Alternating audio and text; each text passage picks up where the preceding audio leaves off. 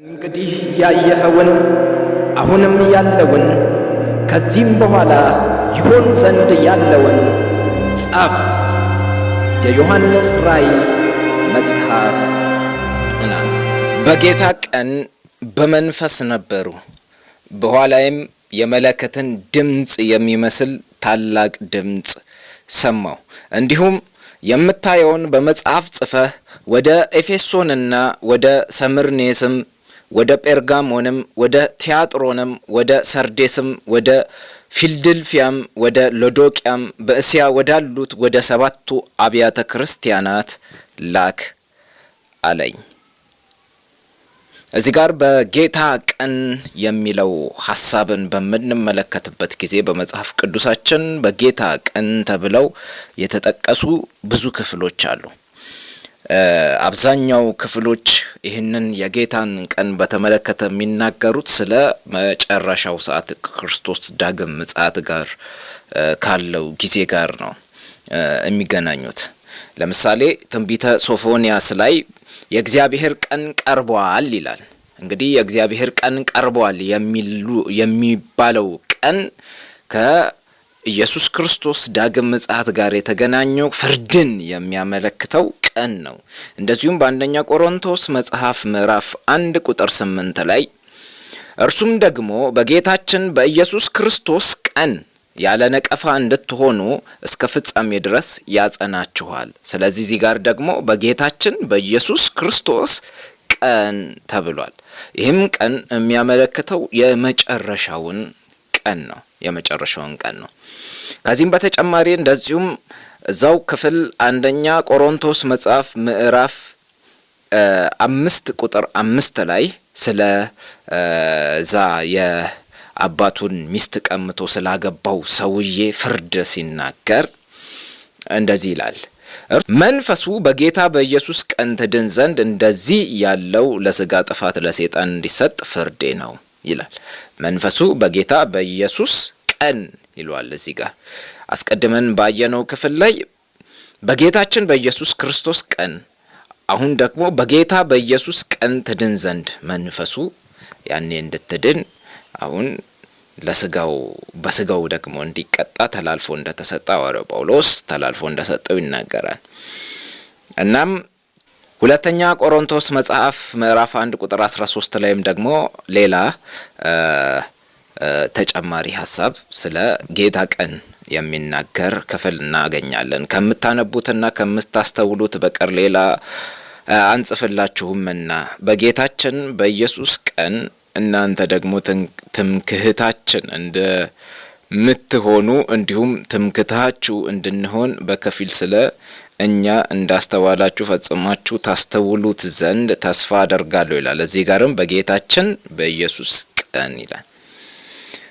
ሐዋርያው ዮሐንስ በዮሐንስ ራእይ ምዕራፍ 1 ቁጥር 10 ላይ ደግሞ በጌታ ቀን ይላል።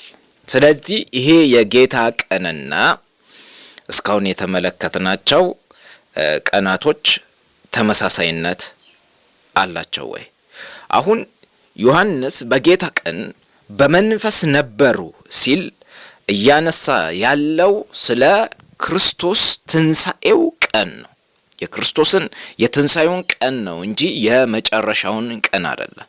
የመጨረሻውን ቀን በተመለከተ የሚናገር ክፍል አይደለም። በጌታ ቀን በመንፈስ ነበሩ። እዛ አሁን የዮሐንስ ሲቹዌሽኑ ምን አይነት ሁኔታ ላይ ነው ያለው ብለን ስንመለከት በመንፈስ ነው ያለው። ቀኑሳ ምንድን ነው?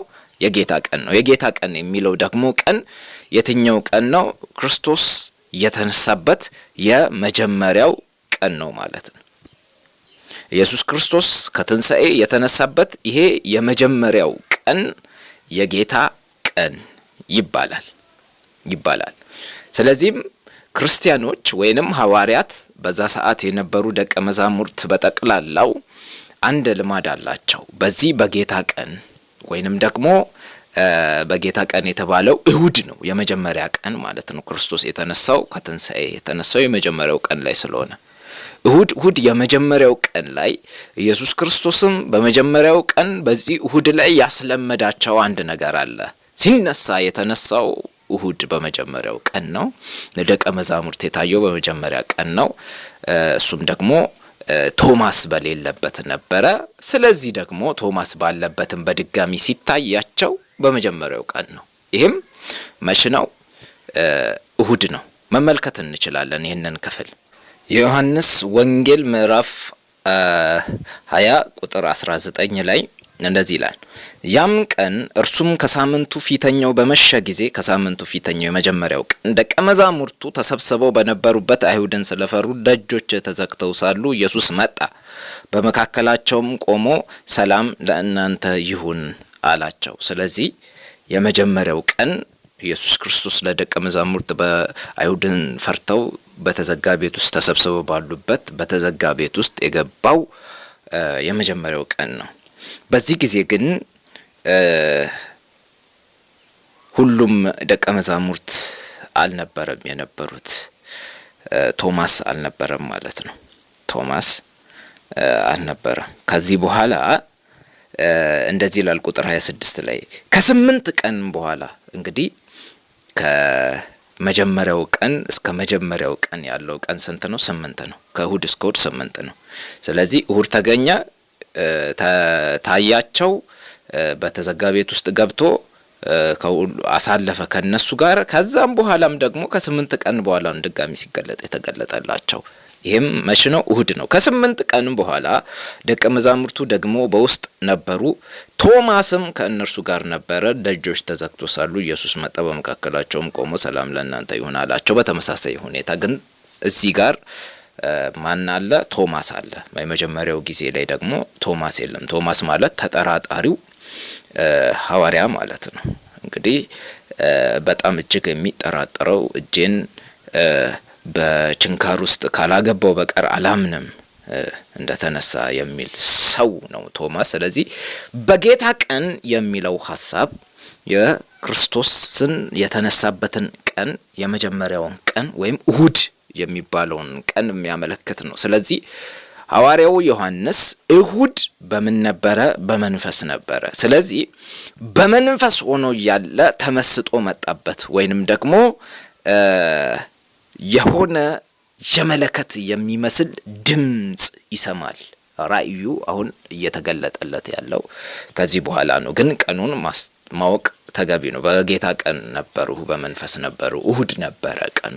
እሁድ ላይ ሐዋርያው ዮሐንስ በመንፈስ ሆኖ ሳለ ምን ሰማ? የመለከት ድምጽ ሰማ ማለት ነው። ይሄ ድምጽ ደግሞ ታላቅ ድምጽ ነው። ለምንድን ነው እሁድ ታዲያ ደቀ መዛሙርቱ ምን ያደርጉ ነበር? ሐዋርያት ምን ያደርጉ ነበር? ሐዋርያት ሥራ ምዕራፍ 2 ላይ የተጠቀሰው ክፍል ማለት ነው። ሐዋርያት እሁድ ይገናኛሉ፣ ይሰበሰባሉ። ጌታችን ኢየሱስ ክርስቶስ እየተገለጠ በዚህ ቀን ላይ የሆነ ነገር ያወቁት የተረዱት ነገር አለ። አስቀድሞ በአይሁድ ባህል ሰንበት ተብሎ ያለው ቀን ቅዳሜ ነበረ፣ ወይንም አሁንም ቅዳሜ ነው። ሰንበት የማይቀየር የማይለወጥ ነገር ነው። ነገር ግን ጌታችን ኢየሱስ ክርስቶስ ደግሞ አንድ ነገር ለደቀ መዛሙርት ማስተማር ፈለገ። እሁድ ተነሳ። ስለዚህ እሁድ የመጀመሪያ ቀን ነው፣ ስራ የሚሰራበት ቀን ነው። ሰንበት 7ኛ ቀን ነው፣ ስራ የማይሰራበት ቀን ነው። 6 ቀን ተሰርቶ 7ኛ ቀን ይታረፋል ማለት ነው። አሁን ግን የሆነው ምንድነው? በስራ ነው የሚጀመረው ቀኑ። ስለዚህ ይሄ የመጀመሪያው ቀን የስራ ቀን የሆነውን ጌታችን ኢየሱስ ክርስቶስ ይህንን የስራ ቀን የሆነውን ቀን በእረፍት እንዲጀምሩ ታርፎ ነው የሚሰራው ነው። አሁን ኪዳኑ እንዴት እየሆነ እንደተለወጠ የምንመለከተው እዚህ ጋር ነው። ያኔ 6 ቀን ሰርቶ በ7ኛው ቀን ያርፋሉ። አሁን የመጀመሪያው ቀን አርፎ ከዛም በኋላ ይሰራሉ ማለት ነው። ስለዚህ በእረፍት ውስጥ ያለ ስራ ወይንም ደህንነት ይቀድማል ከመስራት የሚባለው ይሄ ነው። ደህንነት ሁሌ ጊዜ ቀዳሚ ነው። ሰው ሳይድን ቢሰራ ጥቅም የለውም። ለምን ሲባል ሰው በመልካም ስራ መዳን ስለማይችል ነው ማለት። ሰው ድኖ ግን የሚሰራ ከሆነ ወይም ስለዳነ ይሰራል። ለምን? በውስጡ የእግዚአብሔር ጸጋ አለ። ምን አይነት ጸጋ ነው ይሄ? ዓለማዊነትንና ኃጢአተኝነትን የሚያስግድ ጸጋ ቲቶ ላይ እንደተጻፈ ማለት ነው። እንዲህ አይነት ጸጋ ስለተቀበለ ከዚህ በኋላ ይሰራል ማለት ነው። ሰው ይሰራል። ውስጡ ያለው ነገር ግን ለመስራቱ ዋስትና የሆነው ደህንነቱ ነው። ድነቱና የተቀበለው ጸጋ ነው። ወይንም ደግሞ ማድረግንም ፊልጵስዩስ ላይ ሐዋርያው ጳውሎስ እንደነገረ መፈለግንም በውስጣችን ባኖረው በእርሱ ሆነን እንሰራለን ወደሚለው ሐሳብ የሚያመጣ ነው። ስለዚህ በዚህ በመጀመሪያው ቀን ላይ ሐዋርያት የሚያደርጓቸው ነገሮች ወይም አስቀድሞ የነበሩ ክርስቲያኖች የመጀመሪያው መቶ ክፍለ ዘመን ላይ የነበሩ ክርስቲያኖች የሚያደርጉት ነገር በዚህ በመጀመሪያ ቀን ወይም እሁድ በተባለ ቀን ማለት ነው። እሁድ በተባለ ቀን አንደኛ ምን ይደረጋል? በሐዋርያት ትምህርት ወይም የሐዋርያትን ትምህርት ይማማራሉ ማለት ነው። ሁለተኛው ህብረት አላቸው፣ ህብረት ያደርጋሉ እርስ በርስ። ሶስተኛው እንጀራውን ይቆርሳሉ። እንጀራውንም የማንን ነው? የክርስቶስን የሚገልጽ ይሄ የጌታ እራት ተብሎ ያለው ነገር ይደረጋል። መች? በመጀመሪያው ቀን ሁል ጊዜ ማለት ነው። ሌላኛው ደግሞ ጸሎት አለ። ስለዚህ እነዚህ በአራት ነገር ፋውንዴሽን መሰረት አድርገው ያንን ስብሰባ ያካሂዳሉ ወይንም ደግሞ በዚህ በጌታ ቀን ላይ እንዲህ አይነት ስብሰባ ያደርጋሉ። አሁን ላይ ያሉ አብያተ ክርስቲያናት እንደዚህ አይነት ልማድ አላቸው ወይንስ በሐዋርያት ትምህርት በህብረት እንጀራውንም በመቁረስ በጸሎት የሚለው ነገር አሁን ላይ አለ ወይ የሚለው እንግዲህ ሁሉም በያለበት አጥቢያ የሚፈተሸው ጉዳይ ይሆናል ማለት ነው። ስለዚህ እነዚህ ነገሮች ኮር ናቸው፣ የማይቀሩ ናቸው። የጌታ እራት አይቀርም እሁድ፣ ሁል ጊዜ ዘውትር እሁድ። ጸሎት አይቀርም። ሐዋርያት ያስተማሩን ትምህርት፣ የሐዋርያት ትምህርት ምንድን ነው? መዳን የሚገኘው በጌታችን በኢየሱስ ክርስቶስ ስራ ብቻ ነው። ኢየሱስ ክርስቶስ ስለኛ የሞተው ለምንድን ነው? እኛን ለማዳን ነው። ስለዚህ ሰው የሚድነው በክርስቶስ ሲያምን ብቻና ብቻ ነው። ይሄ ነው የሐዋርያት ትምህርት ማለት ነው። ስለዚህ በዚህ ቀን እንዲህ አይነት ነገር ያደርጋሉ። ሐዋርያውም በዚህ ቀን ግን ምን ሆኖ በመንፈስ ነበረ።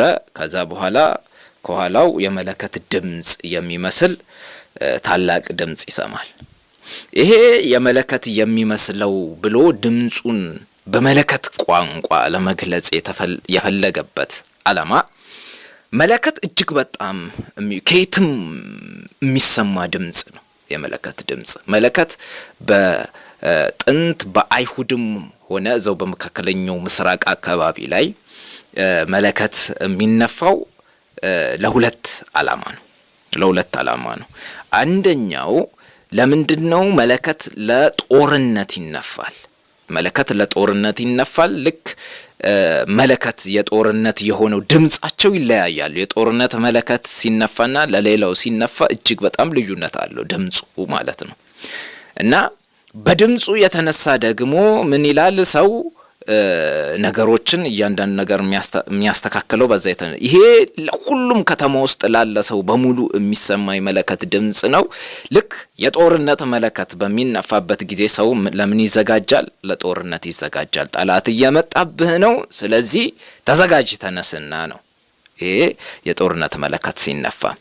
እንደዚሁም ደግሞ ለበዓላት ጊዜም መለከት ይነፋ ነበር። አሁን ለአይሁድ በዓላትም መለከት የሚነፋባቸው በዓላት አሉ፣ ወይም ለበዓላት መለከት ይነፋል። እንደውም በአይሁድ ደግሞ የመለከት በዓል ተብሎ ብቻውን ራሱ ያለ በዓል አለ ማለት ነው። ስለዚህ ለበዓላትም መለከት ይነፋል። ሁሉም ሰው ለበዓላታቸው ይሰናዳሉ ማለት ነው፣ ያከብራሉ በዓላቶቻቸውን። ይሄ ነገር መለከት የሚለው ይሄ ድምጽ ለሁሉም የሚሰማ አይነት ድምጽ ነው። እጅግ በጣም ታላቅ ነው ማለት ነው። ታላቅም በቃ ግርማ ሞገስ ያለው ድምጽ መሆኑን ለማመልከት ነው። ከዚህ በኋላ እንዲሁም የምታየውን በመጽሐፍ ጽፈህ ወደ ኤፌሶን፣ ወደ ሰምርኔስ፣ ወደ ጴርጋሞን፣ ወደ ቲያጥሮንም፣ ወደ ሰርዴስም፣ ወደ ፊልድልፊያም፣ ወደ ሎዶቅያም በእስያ ወዳሉት ወደ 7ቱ አብያተ ክርስቲያናት ላካለኝ ይላል። ስለ እነዚህ አብያተ ክርስቲያናት አስቀድመን የተወሰኑ ነገሮችን አይተናል። ከዚህ በኋላ ምዕራፍ 2 ስንደርስ እያንዳንዱን ጥልቀት ባለው መልኩ የምንመለከታቸው አብያተ ክርስቲያናት ናቸው። ከዚህ በኋላ ደብዳቤው ለነማን የሚሆን ነው? አሁን ለነዚህ ለ7ቱ አብያተ ክርስቲያናት የሚሆን ደብዳቤ አለ፣ የተዘጋጀ ደብዳቤ አለ። እነዚህን ደብዳቤ ላክ ነው እያለ ያለው። ጽፈ ላክላቸው። ለምን? እነዚህ እያንዳንዱ ሰባቱም አብያተ ክርስቲያናት የሚያመለክቱት ዘመናትን ነው። በወቅቱ የነበሩትን እዛው በትንሿ እስያ አካባቢ ያለችው ተርኪ የምንላት ማለት ነው። ቱርክዬ አካባቢ ያለውን አብያተ ክርስቲያን ሰባቱንም ቆጥረው ስለነሱ እዛ አካባቢ ላይ ብቻ ስላሉት አይደለም መልእክቱ እየተላለፈ ያለው። ትንቢታዊ ነው ብለናል አስቀድመን። ስለዚህ ትንቢታዊ እስከሆነ ድረስ በትንቢት ሐዋርያው ዮሐንስ እየተናገረ ያለው ነገር እያመለከተ ያለው ነገር አለ። ስለዚህ እነዚህን ነገሮች ለኤፌሶን ሲል እዛ ያለችው ኤፌሶንን የሚመለከት ብቻ ጉዳይ አይደለም። ኤፌሶን ሲል ስለዚህ አሁን እነዚህ ኤፌሶን የሚባሉት አብያተ ክርስቲያናት አሁን ተርክ ላይ ያሉ ነበሩ ተብለው ያሉት ማለት ነው የፈራረሱት። እነዚህ አሁን ፈራርሰው አንዳንዱ ኮለናቸው ብቻ ቆሞ የሚታዩ አሉና አሁንም ድረስ በጣም ከፍተኛ የቱሪስት መስህብ ያለበት ቦታ ነው። እነዚህ ኤፌሶን፣ ሰምርኔስ ተብለው አብያታዎቹ ተተክለው የነበሩበት ቦታ ፈራርሰዋል። የፈራረሱበት ምክንያት አሁን እዛ ተርክዬ ላይ ያለው አብዛኛው የእስልምና እምነት እንቅስቃሴ ነው። ስለዚህ እስልምና ነው ክርስትናውን ተክቶታል ሙሉ ለሙሉ። ክርስትናውን እንዴት ነው የተካው? እዛ አካባቢ ላይ ያሉ ሰዎች ተቀይረው ነው ወይ? እነዚህ በምናያቸው ጊዜ እንመለከታለን። ነገር ግን በብዛት ሰዎቹ ተቀይረው አይደለም። ሰዎቹ ከዛ አካባቢ ከዛ ስፍራ ተሰደው ነው። እዛ አካባቢ ላይ ቱርክያ አካባቢ ላይ ይኖሩ የነበሩ ሰዎች ምኖች ነበሩ? የግሪክ ሰዎች ነበሩ። ግሪካውያን ናቸው። እዚህ አካባቢ አሁን መልእክቱ ሲጻፍ ሰዎቹ ምኖች ናቸው? የግሪክ ሰዎች ናቸው ሰዎቹ እንጂ የቱርክዬ ሰዎች አይደሉም። የቱርክዬ ሰዎች እየወረሩ ከሌላ ስፍራ የመጡ በጾም ደግሞ የእስልምናን እምነት እዛ አካባቢ ላይ እንዲንቀሳቀስ ያደረጉ ናቸው። በብዛት ይነገራል። ታሪክ በደንብ በምንመለከትበት ጊዜ የአሁኗ ቱርክ የግሪክ ግዛትን ነው የወሰደችው ተብሎ በግሪክና በቱርክ መካከል ራሱ ያለው አለመስማማት ከዚህ የተነሳ ነው። ግሪኮች ቱርኮች የኛን መሬት ወስደዋል ብለው ያስባሉ። እዚህም በምንመለከትበት ጊዜ ሰዎቹ የግሪክ ሰዎች እንደሆኑ ያ ግዛትም የግሪክ ግዛት እንደሆነ መመልከት እንችላለን። የአሁኑ ቱርክዬ ያለችበት አካባቢ ማለት ነው። ስለዚህ እዛ አካባቢ ላይ አሁን ላይ የእስልምናው ሃይማኖት ብቻ ስላለ ክርስትናው በድምጥማጡን አጥፍቷል። አንዳንድ ቤተ ክርስቲያናት ምን አድርጓል? አብያተ ክርስቲያናትን አንዳንዱን የመስጂድ አድርጓቸዋል። እንዲሁም ደግሞ ሌሎቹን አፈራርሰዋል ማለት ነው። እንግዲህ እዚህ ያሉት በሙሉ በምንመለከትበት ጊዜ ፈራርሰዋል። ያለ የለም የፈራረሱ ናቸው። ግን ኮለን ቆመው አሁን ለቱሪስት መስህብነት እያገለገሉ ያሉ ናቸው። ስለዚህ ስለዛ ጊዜ አይደለም እያነሳ ያለው። ኤፌሶን ሲል ሐዋርያው ዮሐንስ የሆነ ዘመን ኤፌሶን የምትባል የቤተ ክርስቲያን ዘመን አለ እያለን ነው። ሰምርኔስ ሲል ሰምርኔስ የምትባል የቤተ ክርስቲያን ዘመን አለ። መገለጫዎቹን ራእይ ምዕራፍ 2 ላይ እንደዚሁም ራእይ ምዕራፍ 3 ላይ የእያንዳንዱን እንመለከታለን። ባህሪያቸው ምን ይመስላል የሚለውን ዘመናቸው እስኬት ድረስ ሊሆን ይችላል የሚለውን እንመለከታለን። ጴርጋሞንም ሲል በዛ ዘመን ላይ ስላለችዋ ከፍታ ቦታ ላይ ስለተሰራችዋ በጣም ውብ ከተማ ላይ ስለተሰራችዋ ከፍ ስላለችዋ ቤተ ክርስቲያን እያነሳና ብቻ አይደለም ስለሷ ብቻ እየተናገረ እንደውም አንዳንዱ መገለጫዎች እኮ ላይ ገልጿት ይችላሉ። ስለ ጴርጋሞን ስናነሳን እናየዋለንና ስለ ጴርጋሞን የተነገሩት አንዳንዱ እንደው በዘመኑ በወቅቱ ያልነበሩ ናቸው አንዳንድ ነገሮቹ ማለት ነው። ስለዚህ እነዚህን እያንዳንዱን እንመለከታለን። በእስያ ያሉት አብያተ ክርስቲያናት ናቸው። እግዚአብሔር በምን ያህል ዘመናት ውስጥ በአብያተ ክርስቲያናት መካከል ሆኖ እንደሚሰራ የምንመለከትበት ነው። አሁንም እየሰራ ነው፣ ይሰራል እግዚአብሔር። ነገር ግን በእነዚህ አብያተ ክርስቲያንም ማስጠንቀቂያ ተሰጥቷቸዋል። አንዳንዱ ማበረታቻ ተሰጥቷቸዋል። የሚነቀፍና የማይነቀፍ ነገርም ደግሞ ነበረባቸው። በዘመናት ሂደት ውስጥ እነዚህ አብያተ ክርስቲያናት እንዴት ለፍርድ እየበቁ እንደመጡም እንመለከታለን። እንዴት ለፍርድ እየበቁ እንደመጡ፣ አስተምህሮ ምን ያህል እየተቀያየረ እንደመጣ፣ በመካከል ሌላ አይነት ነገር ሲደረግ በዘመናት መካከል ወደ ክርስትና ውስጥ ሾልከው የገቡ ነገሮች እንዳሉና በትንቢት ግን አስቀድሞ ሐዋርያው እንዳመለከተ እንመለከታለን። ሐዋርያው አስቀድሞ ተናግሯል፣ በትንቢት ተናግሯል። በኤፌሶን ቤተክርስቲያን ዘመን ምን ይሆናል? እንደዚህ ይሆናል። በሰምርኔስ ቤተክርስቲያን ዘመን ምን ይሆን? እንደውም በጣም ስደት የበዛበት የቤተክርስቲያን ዘመን ነው ተብሎ የሚታሰብ ነው። እንግዲህ ምዕራፍ 2 ላይ ስንደርስ እንመለከታለን ይህንን ክፍል በጠቅላላ።